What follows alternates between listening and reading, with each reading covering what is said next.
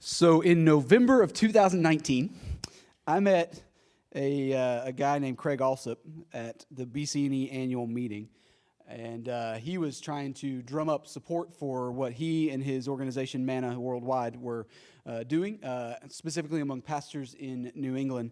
And so we started talking, and then we ended up figuring out that we know some of the same people, Silas and Riley Thompson in Mongolia. And so we were like, hey, one of these days we want to get to Mongolia, and y'all go to Mongolia with mission teams. And so could we figure something out? And he was like, absolutely, we could figure something out. We got something going on. I want you to be a part of it. And then I invited him here, and then this thing called COVID happened. Have you heard about this? We had this grand plan to take a team of people from here to Mongolia, and well, things happened, and that fell apart. But Craig has been persistent, and he wants to one day maybe get us there again, but he's also got some other ideas for us today. And so Craig Alsup is here with his lovely family. I'm told that this is their last Sunday morning in New England. Some of y'all got to see him try to back his trailer into the parking spot out there. I think he did an excellent job. So they are leaving from here to drive back down to Texas, all right? And so, or are you stopping somewhere else? Texas, all right. See, so Texas doesn't make him automatically trustworthy, but it gives him a head start. So, Craig, would you come up and share with us what God is leading you to share? All right, good morning. I made the leap onto the stage. That's a good start. Man, I'm always nervous about that, you know. You're in front of a bunch of people. It's kind of like backing a trailer. You're in front of a bunch of people. You're like, you got to have your man card, you know what I'm saying, guys? You got to do that right. You're like, let's do this, right? But made the leap, parked the trailer. I'm off to a good start, so I'm just going to leave. No. Well, I am glad that you guys are here. I am glad that we got to be here, and excited that we saved the best for last in New England this time around, right? I'm also glad that everybody mentioned Reformation Sunday, because actually what I was planning to do today is just read all the 95 Theses. Is that everybody good with that? I don't speak German, so I've got them translated, but number 52 is really a stunner, so stick around, right? No. Well, guys, we are excited to be here with the Alsup family. Maybe show that next slide so you can see a picture of us. Since I can't get my family to get on stage with me, I'll just put their picture up for you. But this is us. My name's Craig. My wife, Jennifer. My kiddos, Sarah and Jude. Sarah just turned 10, so she's basically an adult now, right? And Jude is, or so she thinks. Jude is 7, and we are the Alsup family. We're assistant directors for Asia with an organization called Manna Worldwide that we talked about last year when we were here a little bit, but I'll give you a brief, and then I do want to jump in and preach a little bit today, because nobody wants to come to church without hearing preaching, right? And so here we go. Manna Worldwide was started in 2001. Started by a missionary named Bruce O'Neill. He was a guy that was there to be a church planter in the time that Baptist missionaries were told, go plant a church, like if you build it, they will come. And then you build it. And then you look outside the gates of the church and you realize that there are people in such desperate physical and spiritual poverty. And as a Christian, what do? I mean, you look at the Bible, see what Jesus did when he saw people in desperate physical need. He reached out to them. He helped them. He met their physical need while at the same time telling them, hey, you've got a bigger need here. Let me help to meet that with God, right? And so Bruce did that. He looked outside the church. He saw a need. He started, putting clothes on kids' backs and helping educate kids, he and his wife, and helping to feed some kids. And you can almost guess what happens next.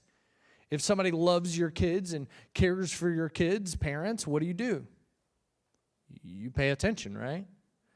And so all these physical means and needs being met began to get the attention of these parents, and the church began to grow because parents started to come to try to figure out, who is this Jesus? What are they talking about? Why are these people helping my kids? And the church began to grow, and people began to come to faith. And somewhere along the way, Bruce said, wait a minute, what if we did this in other places? And so now here we are, 20 years later.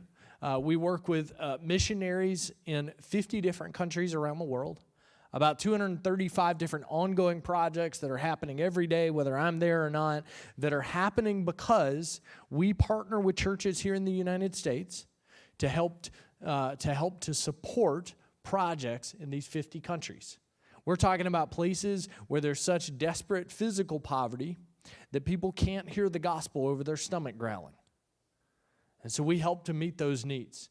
Manna Worldwide has orphanages, schools, medical clinics, nutrition centers where kids are being fed, food, of course, but also being given the gospel to take home to their families.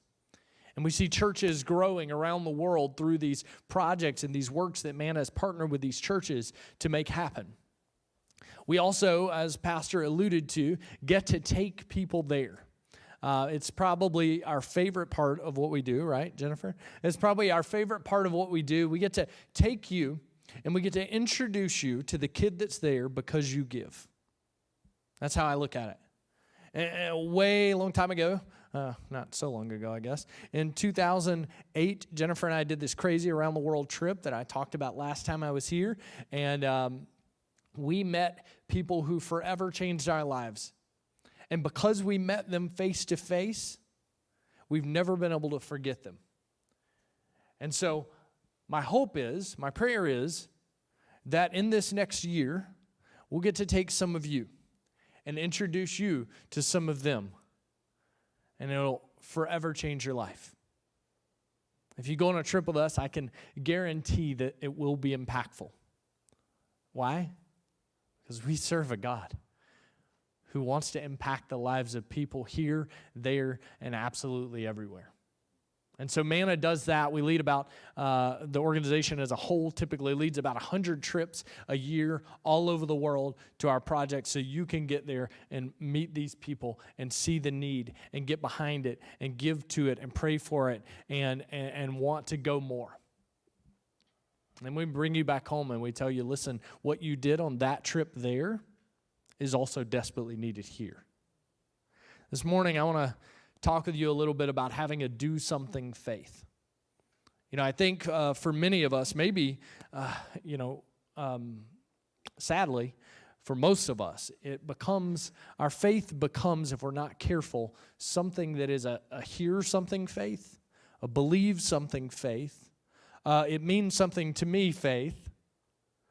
But if we're not careful, especially in the United States, where believe it or not, our faith is fairly easy for us to have here. I mean, it's fairly easy for us to go to a church on Sunday morning. It's fairly easy for us to have access to the Bible. It's fairly easy for us to be believers and not to be ridiculed, at least too much, though things are changing a bit.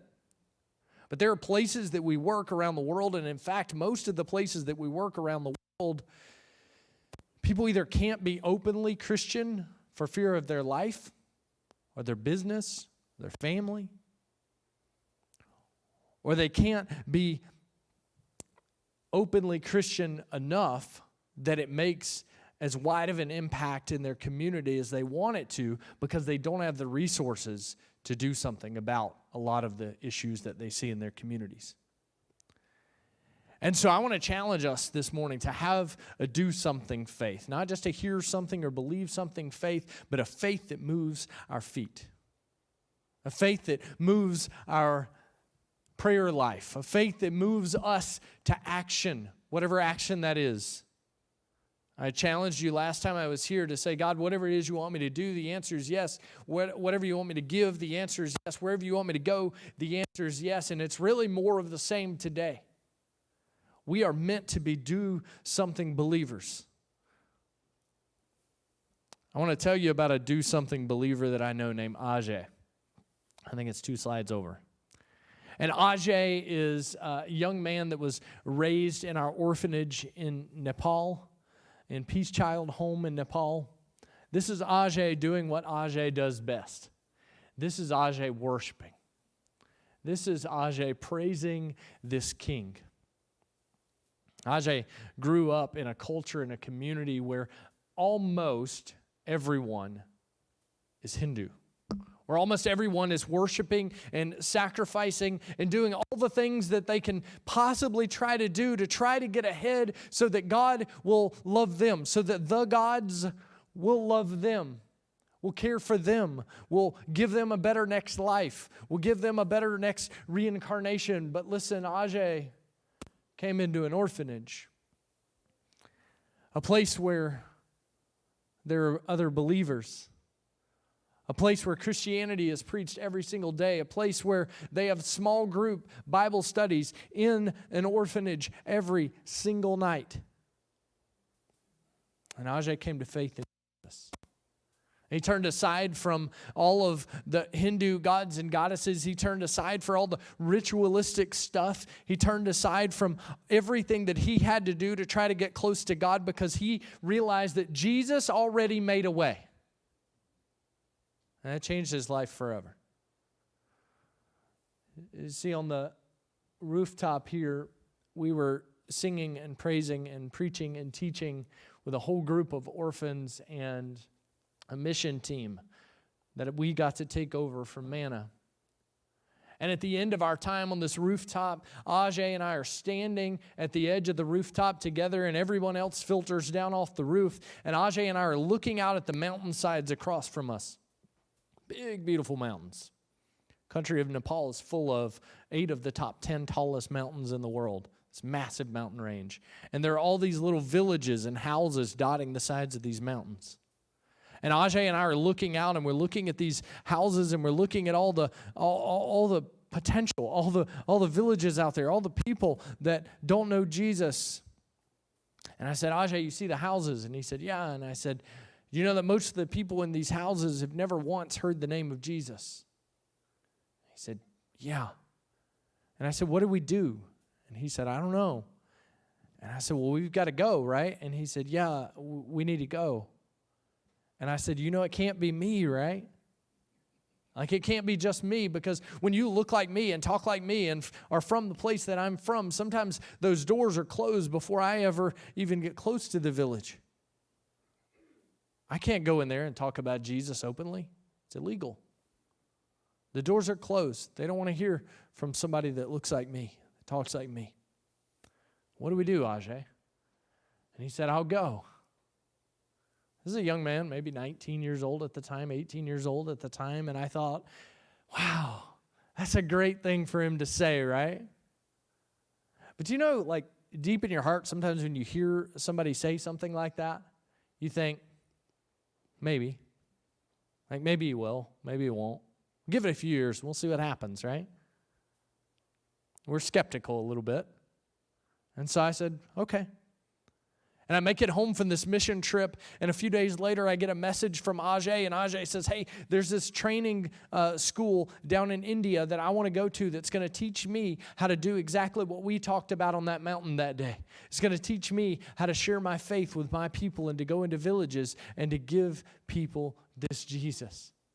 I thought, man, that was quick. Maybe he really will do something. So we send him down to India. He gets to India last year in January. It's supposed to be January, February, March, a 3-month program. You guys remember something weird happened in March last year? This thing called COVID happened, and what happened here happened there times like 100.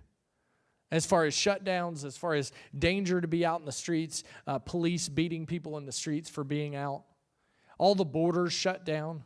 I reach out to Ajay and I'm like, dude, what are you going to do? And he said, well, all the borders are closed, all the planes, buses, trains. I can't walk across the border to Nepal, so I'm stuck in India. But don't worry, the school said that they will continue to teach us missions. This thing will probably be over pretty soon. So they're going to just do it for free. And I'm like, yeah, free's good. Free's good. And so Ajay got April for free. He got May for free. He got June and July and August and September. And in October of last year, he finally got the green light to cross the border. The border finally opened 6 months later. Now, 19-year-old kid. He's been stuck in a foreign country. He finally gets to come back home. I reach out to our orphanage director a couple days later, and I'm like, man, I bet you're glad to have Ajay back. And he said, he's not back. And I'm like, what? He told me he was coming back. Like, India's big, but not that big. Like, he should be back. And he said, Ajay decided that he wanted to go to the village that his people are from, because he found out that there's no believers in that village. And there's no church in that village. And he wanted to immediately get started with what God had for him to do. And so he's in that village scouting to see about planting a church there. That's good news, church. That's a do something Christian. Talked with Ajay not long ago, and he went back to the orphanage for a little while to kind of plan and prepare, and now he's back in his village starting small groups to get ready to plant a church. Church, that's good news. That's a do something Christian.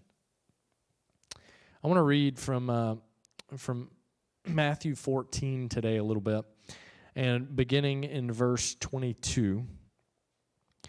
This is a story that we probably, even if you haven't been in church very much, you probably know a little bit about Jesus walking on water, right? And so this is a story about Jesus walking on water. And I want to pick out a few things within this that sometimes I think we just read through and we go, wow, Jesus walked on water. That's awesome. Like, I wish I would have been there. That's so cool. But I want to pick out just a few things in here that I think are a beautiful way for God to show us in His Word that we're meant to be doers. We're meant to do something. The Bible says immediately he, Jesus, made the disciples get into the boat and go before him to the other side while he dismissed the crowds. And after he dismissed the crowds, he went up on the mountain by himself to pray. And when evening came, he was there alone. But the boat by this time was a long way from the land, beaten by the waves, for the wind was against them. And then in the fourth watch of the night, he came to them walking on the sea. Church, this is odd. Can we agree? I think when the Bible gives us something odd, we're meant to look a little deeper. We're meant to pay a little attention, right? It's like a wake-up call. Like, Jesus doesn't just do a miracle for the sake of doing a miracle. He's walking on the sea. But when the disciples saw him walking on the sea, they were terrified and said, "It is a ghost." Who else? I mean, it's Halloween. We can say it, right? Right? It's a ghost. They're a little frightened, you might say, right? They're huddled in the corner of the boat, drenched, soaking wet, looking at a guy walking on the sea thinking, not going to get out of the corner today. Just going to stay here until we figure this thing out. Right? It's a ghost, and they cried out in fear. And listen to this, church. During a time of fear, during a time when you're huddled in the corner, during a time when you're soaking wet and trying to figure out what God has for you next, listen, here's what Jesus does. This is who Jesus is. This is our God, church. But immediately, Jesus spoke to them, saying, "Take heart, it is I. Do not be afraid." Man, that's good news. That's good news, church. It's good news that we have a God who can do the miraculous. But even when we miss it, like even when we mess it up, even when we're huddled in the corner in fear and we don't know what to do next, and when he says to do something, we don't do it, or we huddle in the corner because we're not sure what to do next, our God says, don't worry. Don't be afraid.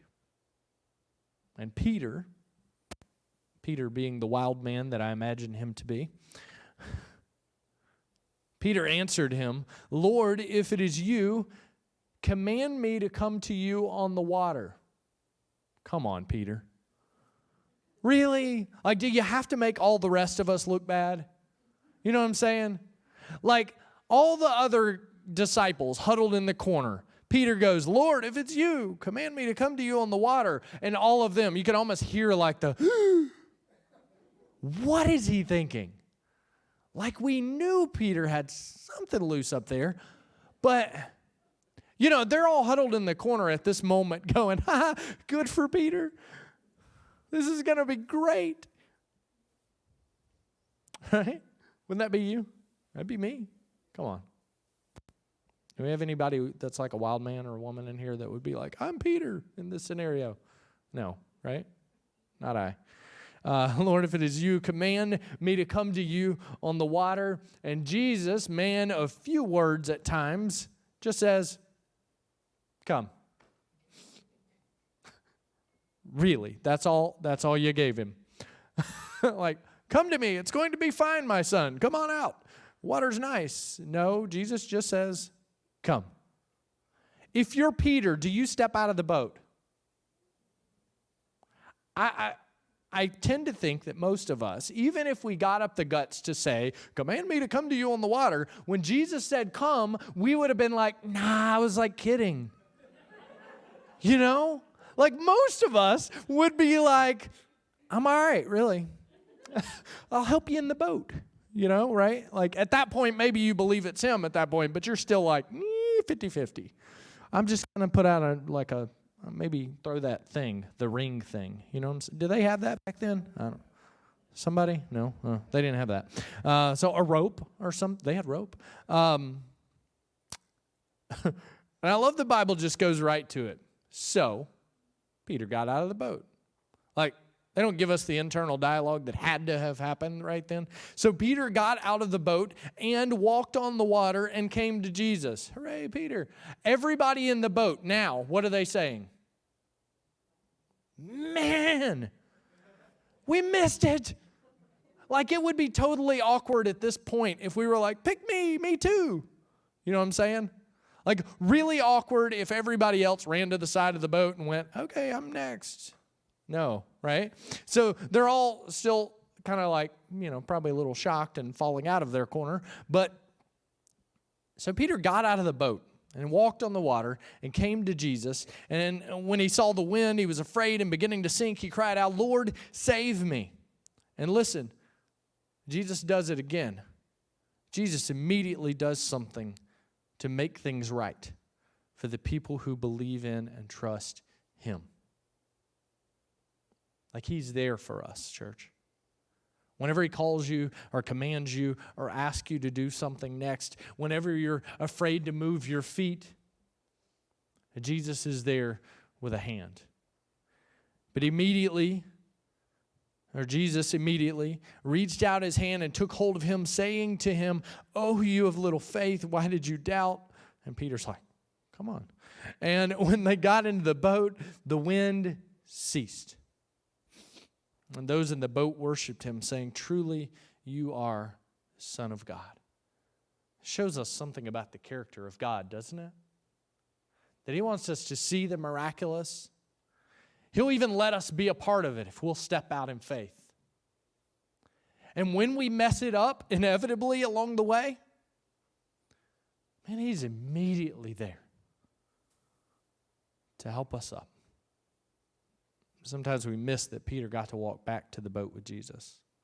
Isn't that cool? Like, he got to walk out, he messed it up, and then Jesus still let him walk back with him. I love that. And Peter still got to be a part of the miracle after he'd made the mistake. So if you're here today and you think that I've messed up, I've missed out, I don't have the right stuff, welcome to the party.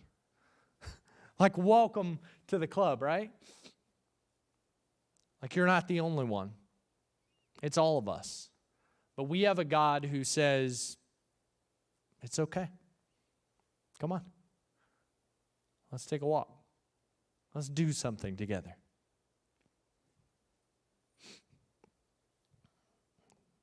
Our faith, church, was always meant to be a do something faith. It was meant to be a faith that makes us step out. In Matthew 14, we see the story of disciples on a boat. We see Jesus and Peter having a chat. We see Peter do something absolutely crazy. He's called out of the boat. But listen, let me tell you, in the moment that Peter's called out of the boat, Peter still has a choice. Like Jesus wasn't forcing him to step out of the boat, right? Jesus said, come. But Peter could have said, no, I was kidding, right? It's all good. I'm just going to stay here. Don't miss this. Peter was a fisherman. And fishermen know what boats are for. Is anybody in here a fisherman? Anybody got a boat? No? Why is it that in every church that I preach this sermon at, nobody ever has a boat? I can't, not just one, nobody? All right, anybody take baths? No. You know what a boat is for, though, right? Peter knew that a boat was for getting you across the water on top of the water safely from point A to point B. He knew that the last thing that a fisherman would do, that a boat guy would do, would be step out of his boat on the waves. Like his dad was probably a fisherman. His grandpa was a fisherman. If the boat had a leak, while I would chew up a little gum and stick it in the leak and hope for the best, Peter knew what to do to fix the problem. Peter knew what a boat was for, church. But he was willing to step out in faith because Jesus. Because of Jesus. I want to liken the boat to something. I think the boat was maybe a representation of Peter's comfort zone. Peter was comfortable on a boat, right? Jesus called him out. What's your comfort zone? Like, what's my comfort zone? My comfort zone is my family and our work that we do and getting to speak. This doesn't freak me out. If you asked me to sing, that would be bad. I would run and get out of here just as fast as I backed in with my trailer. Just had to pat myself on the back again for that. But what's your comfort zone? Like, what are the things that you surround yourself, the people that you surround yourself with, the places that you go, the places that you don't go? What's your comfort zone? Don't we love to stay in our comfort zone? Like, don't we love, man, isn't that like warm and snuggly right there in our comfort zone, right? But I don't think the gospel was ever meant to keep us in our comfort zone. I don't think when Martin Luther nailed those 95 theses on that door, I don't think that was in his comfort zone. I don't think when Peter stepped out of the boat that it was in his comfort zone. I don't think when Ajay went to India to learn how to be a missionary to his people and went to that village and started small groups, I don't think that's in his comfort zone. I think that's him taking a step of faith because Jesus is worthy. And that's scary, right? Like, taking a step of faith out of your comfort zone is frightening. I don't know what Jesus is calling you to do. I know that each one of us have a command from Christ to be a part of the mission of Christ, to reach people here, there, and everywhere so that people will come to faith in Him and so that people will follow Him and so that one day we'll be standing around the throne praising Him together with all tribes, tongues, nations, all people groups. You believe that? And I believe that each one of us has a particular role to play in seeing that happen, in getting to be a part of that. We each have a calling, something we're good at, right? That God has gifted us with to do something for Him. But it's still frightening. I don't know if Matthew 14 would have been like the first time Peter saw Jesus in action if he would have stepped out of the boat. Like, I don't know if he would have been willing to step that far out of the comfort zone if that would have been the first meeting with Jesus. Like, if that would have been the first time. I don't know about you, but for most of us, we meet Jesus because somebody invites us to church, or a friend shares their faith with us, or maybe somebody just sends you a Bible or a text, or you see something on social media and you go, wow, let me look at that. Like, let me pay attention for once. I don't know, right? That's how most of us end up coming to faith, is that somebody we know, a friend, a family member, a coworker, somebody we know, somebody we meet at a coffee shop, tells us about Jesus. It's like a warm introduction. You know what I'm saying? And Peter has one of those in Luke 5. In Luke 5, I'm not going to read the whole thing, but in Luke 5 we see Jesus is teaching from the shore. A bunch of people are there. Peter just happens to be there with his boat. Like, Peter's not a follower of Jesus, but he just, right, happenstance. Does anybody believe in happenstance? No, not I, right? I believe that Peter is there because God wanted Peter there, because Peter needed to hear what Jesus was saying and needed to be a part of something bigger than fishing. And so Peter is there with his boat, and Jesus is teaching on the shore, and Jesus looks over and sees Peter in his boat and says, hey, Peter, can I get on your boat? Will you push out a little and I can teach from there? And if I had any boat guys in here,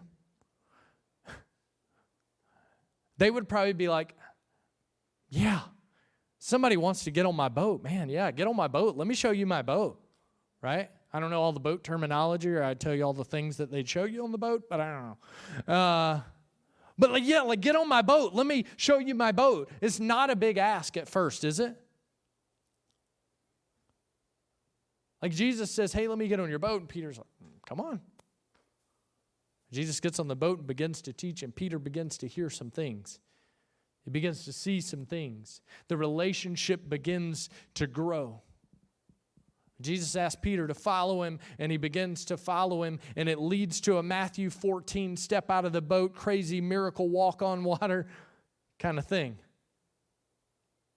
I don't know where your story started, but it probably started more in a Luke 5 than a Matthew 14, right?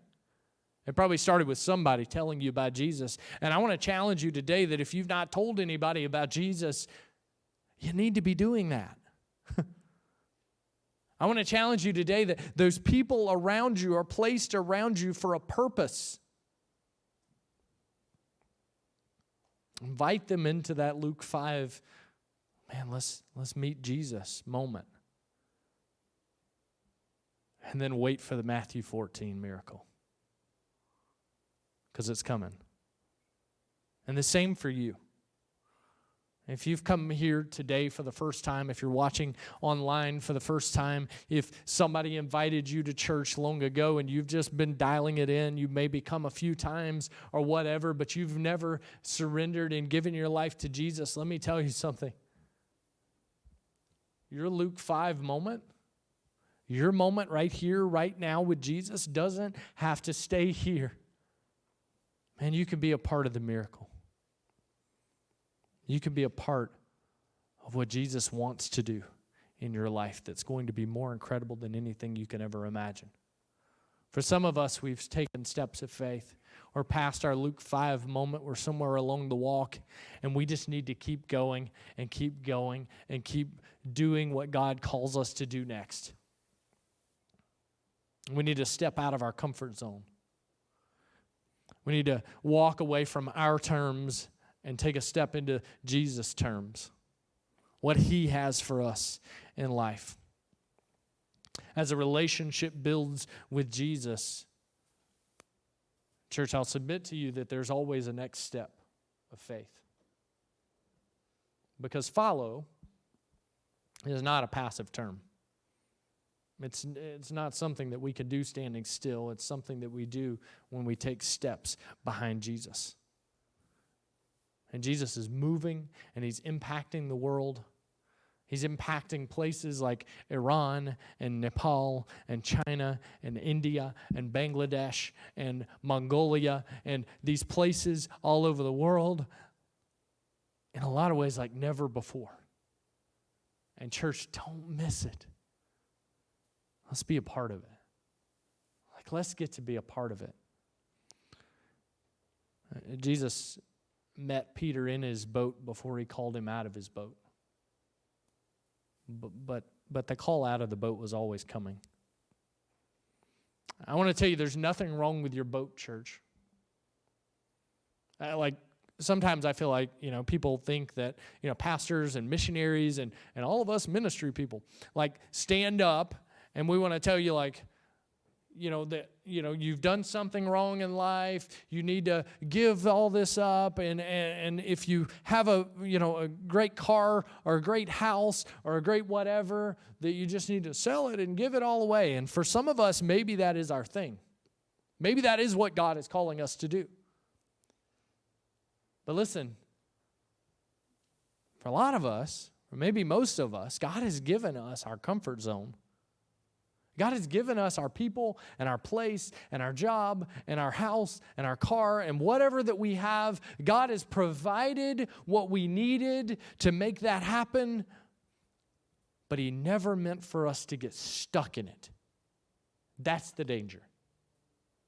The danger is not that we have something. The danger is that we're not willing to give it up for God. Let me say it like this, church. You need to do something you've never done before so you can see something you've never seen before. You need to do something for God that you've never done before, a step of faith, so you can see God show up in a way in your life and through your life that you've never seen Him show up before. I don't know your situation. I don't know everybody's faith journey, obviously, in here today or watching online. But I do know that if we choose to follow Jesus, whether you choose to follow Him today, which I encourage you to do if you've never done, or whether we chose to follow Him 50 years ago, there's going to come a day, and there probably already has been for many of us, most of us, where Jesus bids you come. Where Jesus calls you out of the boat, out of your comfort zone. And my prayer for you is that though you'll want to stay safe, though you'll want to stay in the boat, though our comfort zone is nice and comfy and warm, we got the fuzzy slippers and all, that we'll be willing to kick them off and jump. Because I can promise you that when you do, that when we do, that those steps of faith towards where Jesus is already going, where He's already been, the steps of faith that He places in front of us, when we take those steps of faith, it's like Peter stepping off of the boat and getting to be a part of the miracle on the other side. You want to stay safe, but if you step out of the boat, there's a miracle on the other side. There's more. And I want to challenge you today to say that you'll step out. I want to challenge you as I begin to wrap up to say that you'll step out in faith, to go and do whatever He's called you to do next. I want to challenge you. We've got a mission trip coming up to Panama in March. It's over spring break time down in Texas. I don't know what spring break is here. But March 12th through the 19th, we're going to be leading a team down to Panama. And it's kind of it's an easier trip, obviously, than Mongolia. It's a cheaper trip. It's a quicker trip. It's not, it barely even counts as a flight to my kids. They've been all over the world, and they're like, how many hours is it to Panama? Like 5-6 hours? That doesn't even count. I'm like, whatever, spoiled. But March 12th through the 19th, we're going to be going to Panama, Lord willing, and I'd love to invite you to come. We're going to be serving and working in nutrition centers, and what that looks like often is helping to cook, helping to clean, helping to give out food to the kids, teaching some Bible stories, playing some games. We'll definitely play some soccer at some point because that's what I like. I don't care if they like it. Soccer is their sport, so I'm right at home there. And so we'll play some games. We'll do some sort of vacation Bible school type activities. We'll get to go and serve among hundreds of kids in multiple Manna projects. We'll get to tell them about Jesus. We'll get to tell their families about Jesus. And you'll get to see what Manna does in a real way on the field firsthand. And so March 12th through the 19th, it's about $1,600 depending on flights. And I plan it all. I put it all together. You basically send the money to Manna, and we make it go. And then we take you there and introduce you to people, and you get to be a part of it. And so I'm going to challenge you. We've got a notepad on the little coffee table right behind the booth here, out in the foyer, with a sign-up sheet. If you are interested in just getting our monthly emails or our updates, put your name, put your email address on there. If you're interested in a trip, put your name and your email, and then just write trip out beside it. And I'd love to get you some more information about that. We'd also love to talk with you out there. We've got prayer cards and all the stuff out there. So come talk with us. Come get those things. And let's see what God does. Let's see what God does as we begin to step out. And what I would love to have happen here is that we create a partnership. Like we've created with churches all over this country, and like Manna's been doing since 2001, where Nashua Baptist Church and the Alsup Family and Manna Worldwide, we joined together to say we will do something believers. And whatever God calls us to do, we will do that. And wherever He calls us to go, we'll go. And whatever He calls us to give, we'll give. We have projects with Manna right now. I just went to Kenya last month. And for 10 days in Kenya, and we went to this incredible school project there that has I think it's 450, 500 kids, just incredible, from a village where there was no school, where most of the kids were not in school at all, couldn't afford to, couldn't walk to the nearest school, all that stuff. And Manna built a school there years ago. I get to meet a kid named Ashley who began there at 4 or 5 years old, and he's now a junior in high school. He's planning to go to college. He's come to faith in Jesus. His alcoholic dad has come to faith in Jesus. His mom's come to faith in Jesus. His mom now runs the boarding school part for the girls, and the dad is studying to become a pastor to go plant churches. That's what happens when churches like Nashua get involved. When people like you say, I'll give, I'll go, I'll pray. So I want to challenge you to say that these kids matter. That project in Kenya is severely, it's our most underfunded project with Manna right now. I've got several other projects in Fiji and Nepal and India and different places that are underfunded as well. And so we're going to be talking about it with Pastor Stephen. And so I want to challenge you to go ahead and look at the budget. Go ahead and look at what God has given you in your comfort zone and how you could step out to say, I want to be a part of this, to give through the church so that the local church partners with Manna and we partner with local churches and pastors to do all the things that I've told you about today. To see God show up in the lives of kids like Ashley and Ajay. And we get to be a part of it. So let me pray. Father, thank you for this morning, God. And God, I thank you for the opportunity that I have to stand up here and to give you the pulpit.